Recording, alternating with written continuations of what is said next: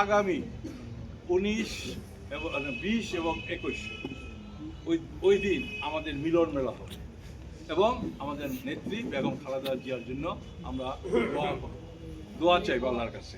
সেখানে সুন্দর সুফল নড়িয়া উপজেলা নড়িয়া এবং শক্তিপুরকে আমরা গঠন করব, এটা আমি আশা রাখছি।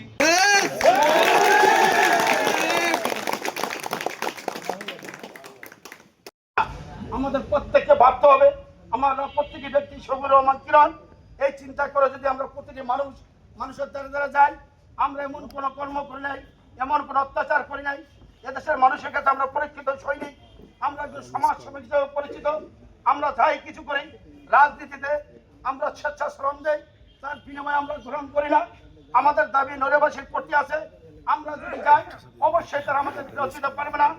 ইভেন আওয়ামী লীগের বন্ধুরা যারা আছে আজকে তাদের রাজনীতি করার অবস্থা নাই, তাদের প্রতি আমি উদাত্ত আহ্বান জানাবো আপনাদের মাধ্যমে, যারা ডেভিল মানে শয়তান বলা হয়, শয়তান করে কিন্তু যারা আওয়ামী লীগ আছে তাদের সাথে কখনোই আমাদের সমঝোতা নাই, কিন্তু ভদ্র নর্ম স্ট্যান্ডার্ড এবং এদেশের মানুষের সমাজের উন্নয়নমূলক কর্মকাণ্ডের সাথে জড়িত সেই নেতাদের কাছে আমরা যাবো, বিনয়ের সহিত অনুরোধ করবো, তাদের সম্মানের সহিত আমরা ডাকবো যে এই দেশের স্বাধীন সার্বদেশের স্বাধীনতাকে রক্ষা করার জন্য 30 লক্ষ মানুষের রক্তের বিনিময়ে 2 লক্ষ মামুর ইজ্জতের বিনিময়ে যেদিন 1971 সালে পাক হানাদার বাহিনী থেকে এই বাংলাকে মুক্ত করা হয়েছিল, সেদিন এই দেশে যারা এই জামাত রাজাকার আলবদর তারা বিরোধিতা করে এই 30 লক্ষ মানুষের রক্ত আজও তারা আমাদের পিতৃ সমতুল্য।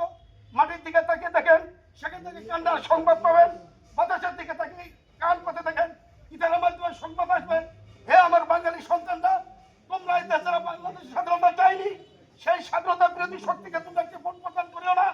আমাদের আত্মা কিয়ামত পর্যন্ত এই বাঙালি জাতিকে অভিশাপ দিতে থাকবে। আমরা প্রত্যেকের বাড়ি বাড়িতে প্রত্যেকে কিরণ শফিকুর রহমান কিরণ ভাবে হাতে ধরে পায়ে ধরি, শুধু বিজয় না, বাংলা জমিনে আমরা এমন এক ইতিহাস সৃষ্টি করবো যে জামাত যেন এখান থেকে অন্তত জামানত নিয়ে যেতে না পারে, আমরা সেই ব্যবস্থা করব।